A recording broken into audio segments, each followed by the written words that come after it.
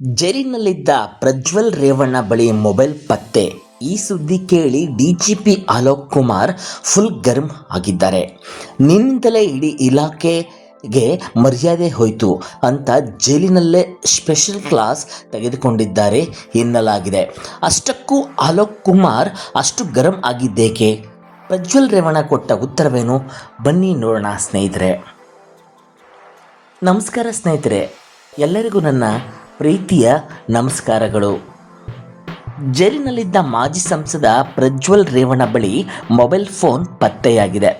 ಜೊತೆಗೆ pen drive ಕೂಡ ಸಿಕ್ಕಿದೆ ಎನ್ನುವ ಸುದ್ದಿ ಈಗ ಭಾರೀ ಚರ್ಚೆಗೆ ಕಾರಣವಾಗಿದೆ.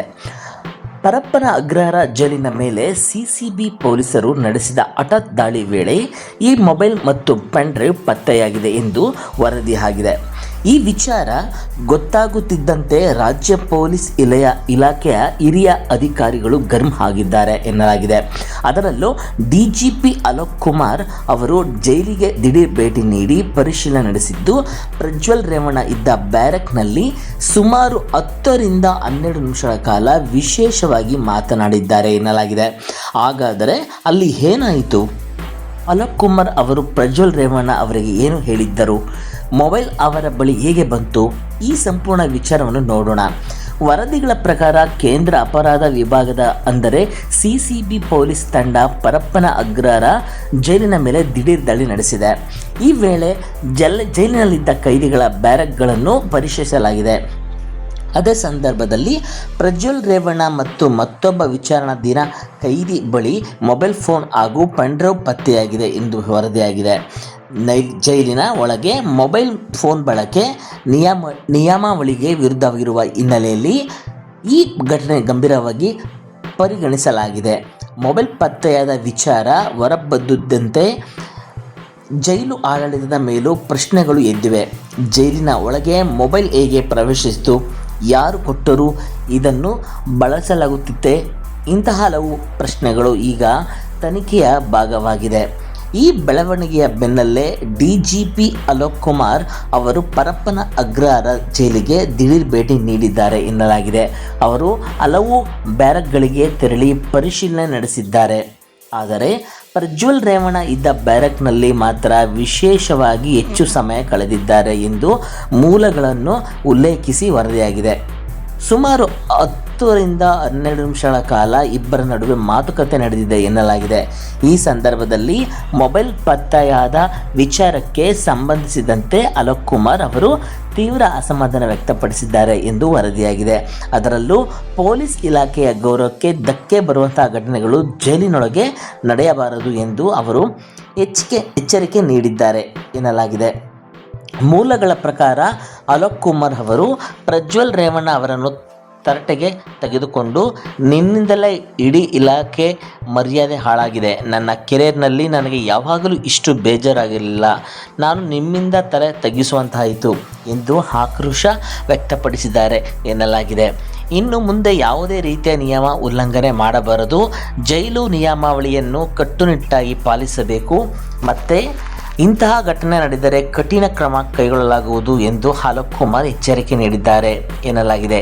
ಇದಕ್ಕೆ ಪ್ರಜ್ವಲ್ ರೇವಣ್ಣ ಅವರು ಇಲ್ಲ ಸರ್, ನಾನೇನು ಮಾಡಿಲ್ಲ ಸರ್ ಎಂದು ಪ್ರತಿಕ್ರಿಯಿಸಿದ್ದಾರೆ ಎನ್ನಲಾಗಿದೆ. ಆದರೆ ಅಲೋಕ್ ಕುಮಾರ್ ಅವರು ಈ ಉತ್ತರದಿಂದ ತೃಪ್ತರಾಗಲಿಲ್ಲ ಎಂದು ವರದಿಯಾಗಿದೆ. ಅಲೋಕ್ ಕುಮಾರ್ ಅವರ ಪ್ರಶ್ನೆ ಒಂದೇ ಆಗಿತ್ತು ಎನ್ನಲಾಗಿದೆ. ಜೈಲಿನೊಳಗೆ ಮೊಬೈಲ್ ಫೋನ್ ಹೇಗೆ ಬಂತು?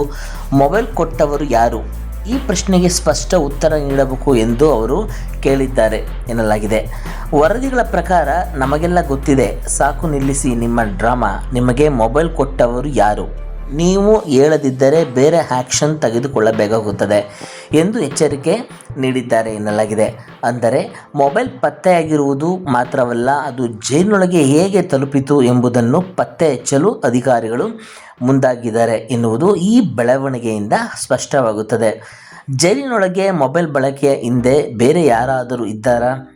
ಜೈಲು ಸಿಬ್ಬಂದಿಯ ನಿರ್ಲಕ್ಷ್ಯತೆಯಿದೆಯಾ? ಅಥವಾ ಹೊರಗಿನಿಂದ ಯಾರಾದರೂ ಸಂಪರ್ಕ ಕಲ್ಪಿಸಿದ್ದಾರಾ ಎಂಬ ಪ್ರಶ್ನೆಗಳಿಗೂ ತನಿಖೆಯಿಂದ ಉತ್ತರ ನೀಡಬೇಕಾಗಿದೆ. ಇನ್ನು ಮುಂದೆ ಇದೇ ರೀತಿಯ ಘಟನೆ ಮರುಕಳಿಸಿದರೆ ಸುಮ್ಮನಿರುವುದಿಲ್ಲ ಎಂದು ಅಲೋಕ್ ಕುಮಾರ್ ಎಚ್ಚರಿಕೆ ನೀಡಿದ್ದಾರೆ ಎನ್ನಲಾಗಿದೆ. ನೆಟ್ಟಗಿರಿ, ಜೈಲ್ ನಿಯಮಾವಳಿ ಪಾಲಿಸಬೇಕು. ನೆಕ್ಸ್ಟ್ ಈ ರೀತಿ ಆದರೆ ಮೊಬೈಲ್ ಕಂಡು ಬಂದರೆ ನಾನು ಸುಮ್ಮನಿರಲ್ಲ ಎಂಬ ರೀತಿಯಲ್ಲಿ ಎಚ್ಚರಿಕೆ ನೀಡಿದ್ದಾರೆ ಎಂದು ವರದಿಯಾಗಿದೆ. ಈ ಬೆಳವಣಿಗೆಯ ನಂತರ ಜೈಲು ಭದ್ರತೆ ಮತ್ತು ಕೈದಿಗಳಿಗೆ ಮೊಬೈಲ್ ಸೌಲಭ್ಯ ಹೇಗೆ ಸಿಗುತ್ತಿದೆ ಎಂಬ ವಿಚಾರ ಮತ್ತೆ ಚರ್ಚೆಗೆ ಬಂದಿದೆ. ಜೈಲಿನೊಳಗೆ ಮೊಬೈಲ್ ಪತ್ತೆಯಾಗಿರುವುದು ಸಾಮಾನ್ಯ ವಿಚಾರವಲ್ಲ. ಅದರಲ್ಲೂ ಹೈ ಪ್ರೊಫೈಲ್ ಪ್ರಕರಣದಲ್ಲಿ ಶಿಕ್ಷೆ ಅನುಭವಿಸುತ್ತಿರುವ ವ್ಯಕ್ತಿಯ ಬಳಿ ಮೊಬೈಲ್ ಸಿಕ್ಕಿದೆ ಎನ್ನುವ ಆರೋಪ ಇನ್ನಷ್ಟು ಗಮನ ಸೆಳೆದಿದೆ. ಈ ಘಟನೆಯ ಸಂಬಂಧ ಅಧಿಕಾರಿಗಳು ಮುಂದಿನ ಕ್ರಮಕ್ಕೆ ಮುಂದಾಗಿದ್ದಾರೆ ಎಂದು ವರದಿಯಾಗಿದೆ. ಮೊಬೈಲ್ ಫೋನ್ ಮತ್ತು ಪೆನ್ ಡ್ರೈವ್ ಪತ್ತೆಯಾಗಿರುವ ಹಿನ್ನೆಲೆಯಲ್ಲಿ ಅವುಗಳ ಬಳಕೆ ಹಾಗೂ ಅವು ಜೈಲಿನೊಳಗೆ ಬಂದಿರುವ ಬಗ್ಗೆ ತನಿಖೆ ನಡೆಯಬೇಕಿದೆ. ಮೊಬೈಲ್ನಲ್ಲಿ ಏನಿತ್ತು, ಯಾರ ಜೊತೆ ಸಂಪರ್ಕ ಹೊಂದಲಾಗಿತ್ತು, ಪೆನ್ ಡ್ರೈವ್ನಲ್ಲಿ ಏನಾದರೂ ಮಾಹಿತಿ ಇತ್ತೇ ಎಂಬ ಪ್ರಶ್ನೆಗಳಿಗೆ ತನಿಖೆಯ ಬಳಿಕವೇ ಸ್ಪಷ್ಟ ಉತ್ತರ ಸಿಗಲಿದೆ. ಇದೀಗ ಜೈಲು ಆಡಳಿತದ ಮೇಲೂ ಹಿರಿಯ ಅಧಿಕಾರಿಗಳ ಗಮನ ಬಿದ್ದಿದೆ. ಜೈಲಿನ ಭದ್ರತಾ ವ್ಯವಸ್ಥೆಯಲ್ಲಿ ಲೋಪವಾಗಿದೆಯೇ ಎಂಬುದನ್ನು ಪರಿಶೀಲಿಸಲಾಗುತ್ತಿದೆ ಎನ್ನಲಾಗಿದೆ. ಒಟ್ಟಿನಲ್ಲಿ ಪರಪ್ಪನ ಅಗ್ರಹಾರ ಜೈಲಿನಲ್ಲಿ ಪ್ರಜ್ವಲ್ ರೇವಣ್ಣ ಬಳಿ ಮೊಬೈಲ್ ಫೋನ್ ಮತ್ತು ಪೆನ್ ಡ್ರೈವ್ ಪತ್ತೆಯಾಗಿದೆ ಎನ್ನುವ ವರದಿ ಇದೀಗ ರಾಜ್ಯದಲ್ಲಿ ಸಾಕಷ್ಟು ಚರ್ಚೆಗೆ ಕಾರಣವಾಗಿದೆ.